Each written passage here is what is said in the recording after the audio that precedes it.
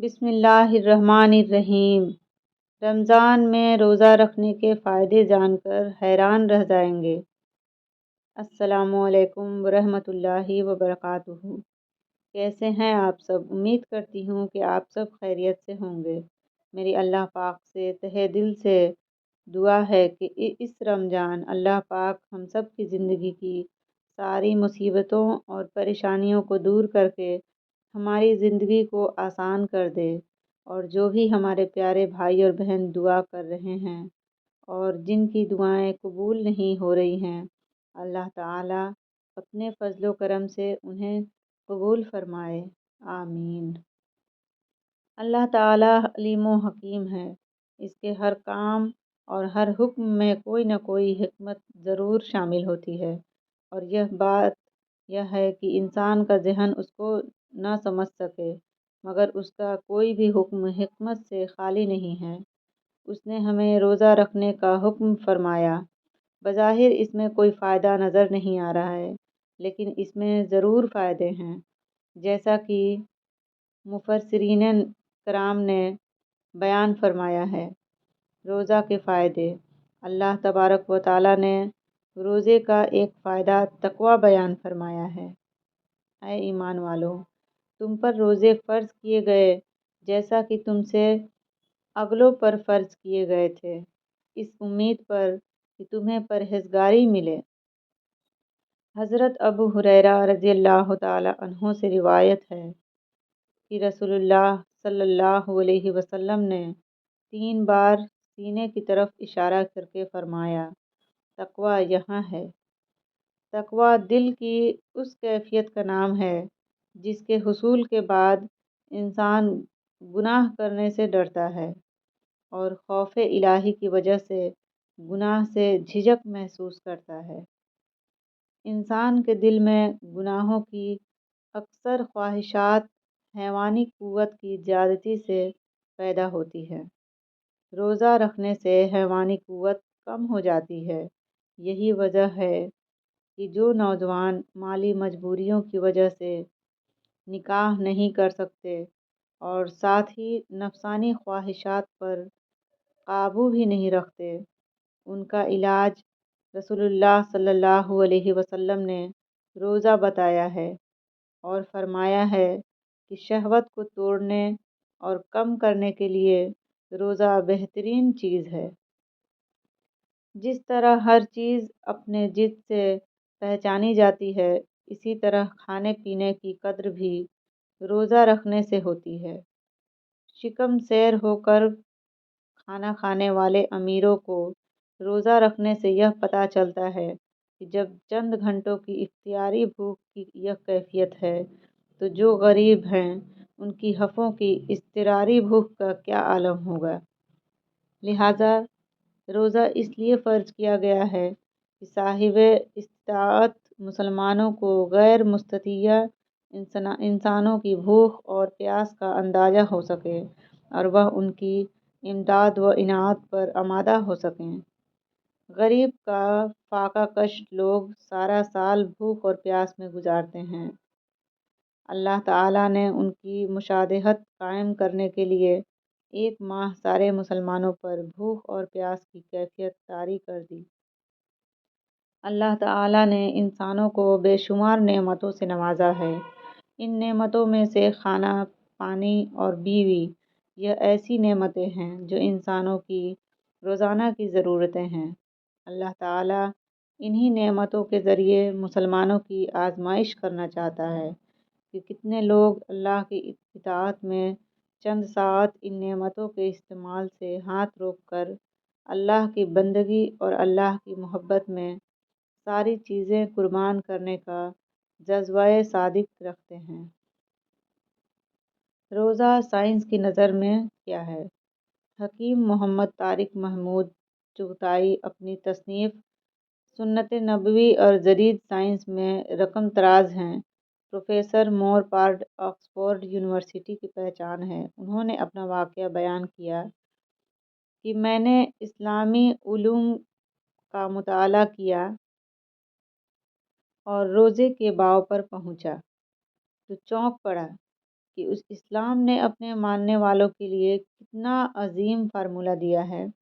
اگر اسلام اپنے ماننے والوں کو اور کچھ نہ دیتا، صرف روزے کا فارمولہ ہی دیتا، تو پھر بھی اس سے بڑھ کر ان کے پاس اور کوئی نعمت نہ ہوتی۔ میں نے سوچا کہ اس کو آزمانا چاہیے۔ پھر میں نے روزے مسلمانوں کے طرز پر رکھنا شروع کر دیے۔ میں اسٹومچ انفلیمیشن کے ورم میں مبتلا تھا۔ کچھ دنوں کے بعد ہی میں نے محسوس کیا کہ اس میں کمی واقع ہو گئی ہے۔ میں نے روزوں کی مشق جاری رکھی۔ پھر میں نے جسم میں کچھ اور تبدیلی بھی محسوس کی، اور کچھ عرصہ بعد میں نے اپنے جسم کو نارمل پایا، حتیٰ کہ میں نے 1 ماہ کے بعد اپنے اندر انقلابی تبدیلی محسوس کی۔ پوپیف گال کا تجزیہ، یہ ہالینڈ کا بڑا پادری گزرا ہے، اس نے روزے کے بارے میں اپنے تجربات بیان کیے ہیں۔ ملاحظہ ہو، میں اپنے روحانی پیروکاروں کو ہر ماہ 3 روزے رکھنے کی تلقین کرتا ہوں۔ میں نے اس طریقہ کار کے ذریعہ جسمانی اور وزنی ہم آہنگی محسوس کی۔ میرے آرآئی مریض مجھ پر مسلسل زور دیتے ہیں کہ میں انہیں کچھ اور طریقہ بتاؤں، لیکن میں نے یہ اصول واضح کر لیا کہ ان میں وہ مریض جو لا علاج ہیں، ان کو 3 یوم نہیں بلکہ 1 ماہ تک روزے رکھوائے جائیں۔ روزہ کے فضائل احادیث کی روشنی میں مشک سے زیادہ خوشبودار۔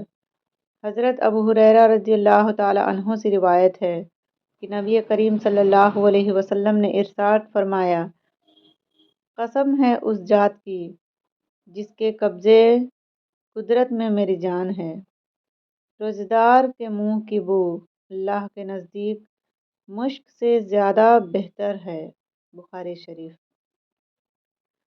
حضرت ابو ہریرہ رضی اللہ تعالی عنہ سے روایت ہے کہ نبی کریم صلی اللہ علیہ وسلم نے ارشاد فرمایا، اللہ تبارک و تعالی فرماتا ہے، روزے میرے لیے ہیں اور میں ہی ان کا بدلہ دوں گا، اور دوسری نیکیوں کا اجر 10 گنا کر دوں گا۔ نماز، حج و زکوٰۃ، یہ عبادتیں بھی بندہ اللہ ہی کے لیے کرتا ہے، لیکن ان اعمال کی جزا حصول رضائے الہی کا ذریعہ تو ہے، لیکن مولا کا حصول صرف روزے کی جزا میں ہے۔ آخر ایسا کیوں؟ اس کی چند وجہیں ہیں۔ بندہ جب نماز پڑھتا ہے تو اس کی ادائیگی صلاۃ کو لوگ دیکھتے ہیں، حج کرتا ہے تو اس کے ارکان کی ادائیگی کو لوگ دیکھتے ہیں، زکوٰۃ دیتا ہے تو اس سے بھی لوگ باخبر ہوتے ہیں، لیکن روزہ ایک ایسی عبادت ہے کہ اس کا علم روزہ دار اور پروردگار کے علاوہ کسی اور کو نہیں ہوتا۔ بندہ وقت سحر گھر والوں کے ساتھ سحری کر بھی لے، لیکن لوگوں کی نظروں سے اوجھل ہو کر دن کے اجالے میں اگر کھا لے تو کسی کو اس کی کیا خبر؟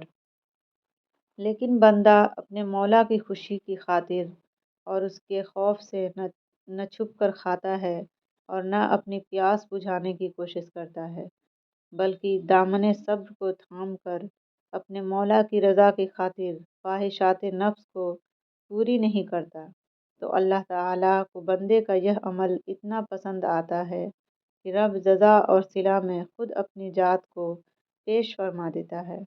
اس لیے کہ روزہ میں رائی کے دانے کے برابر بھی ریا کا دخل نہیں ہوتا، اور اللہ کی بارگاہ میں وہی عبادت قابل قبول ہے جو ریا سے پاک ہو۔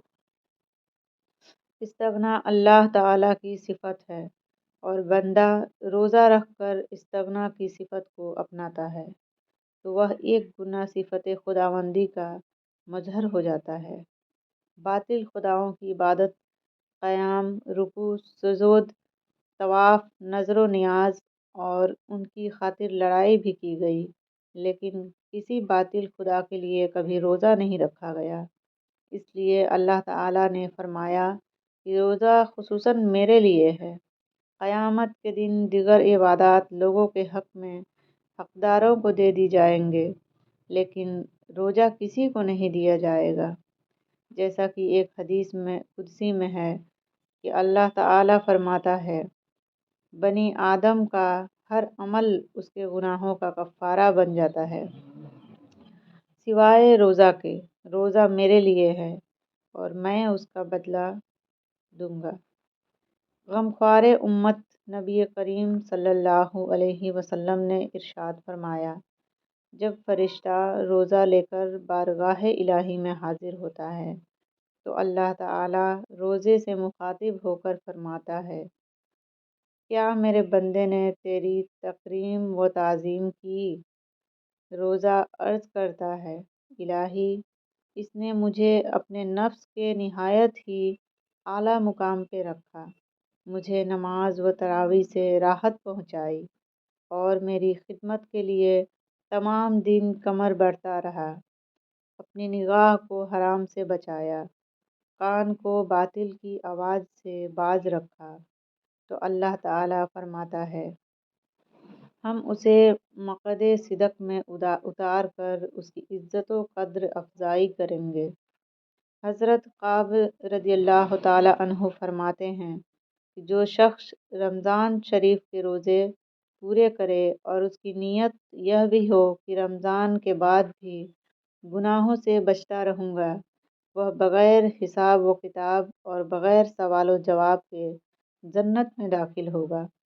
حضرت سہل رضی اللہ تعالیٰ عنہ نے نبی کریم صلی اللہ علیہ وسلم سے روایت ہے کہ آپ نے فرمایا، جنت کا ایک دروازہ جسے ریان کہا جاتا ہے، اس سے صرف روزے دار داخل ہوں گے، ان کے سوا کوئی اور داخل نہ ہوگا۔ قیامت کے دن ندا دی جائے گی کہ روزے دار کہاں ہیں؟ تو وہ آئیں گے اور جب داخل ہو جائیں گے تو دروازہ بند ہو جائے گا اور پھر اس سے کوئی دوسرا داخل نہ ہو سکے گا۔ نبی کریم صلی اللہ علیہ وسلم نے ارشاد فرمایا، اگر اللہ تعالیٰ کے بندے رمضان کی فضیلت جان لیں تو میری امت تمام سال روزہ رہنے کی خواہش مند ہوتی۔ حضرت ابو ہریرہ رضی اللہ تعالیٰ عنہ سے روایت ہے کہ آقائے کونین صلی اللہ علیہ وسلم نے ارشاد فرمایا، یعنی روزہ ڈھال ہے۔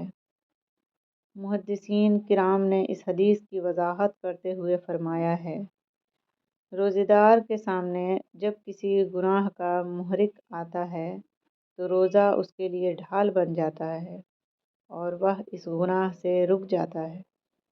جہنم کی آگ کے لیے روزہ ڈھال بن جائے گا اور روزہ دار کی مغفرت کرا دے گا۔ روزہ کے سبب سے انسان اپنے نفس کے شر سے محفوظ رہتا ہے اور اپنے نفس اور بدن کو گناہوں سے بچاتا ہے، اس لیے فرمایا گیا روزہ ڈھال ہے۔ حضرت ابو سعید خدری رضی اللہ تعالیٰ عنہ سے روایت ہے، وہ کہتے ہیں کہ رسول اللہ صلی اللہ علیہ وسلم نے ارشاد فرمایا، جو شخص بھی ایک دن اللہ تعالیٰ کی راہ میں روزہ رکھے گا، اللہ تعالیٰ جہنم کی آگ کو اس کے چہرے سے 70 سال کی مسافت تک دور رکھے گا۔ اللہ پاک ہم سب کو سچے دل سے روزہ رکھنے کی توفیق عطا فرمائے، آمین۔ اگر آپ کو ہماری ویڈیو پسند آئی تو آپ پلیز لائک ضرور کر دیجیے گا، چینل کو سبسکرائب کر دیجیے گا اور اس ویڈیو کو جتنا ہو سکے شیئر کیجیے گا، تاکہ اس رمضان ہو سکتا ہے بہت سارے مسلمان روزہ رکھ کے رمضان کی پابندی سے روزہ رکھ کے ثواب دارین حاصل کریں اور اس سے ہماری بھی بہت ہی مغفرت اور شفاعت ہو جائے، کیونکہ دین کی باتوں پر چلنا، عمل کرنا اور اسے پھیلانا بھی بہت ہی افضل ہے اور ثواب کا کام ہے۔ اللہ حافظ، اپنا خیال رکھیے گا، خوش رکھیے گا، گناہوں سے بچے۔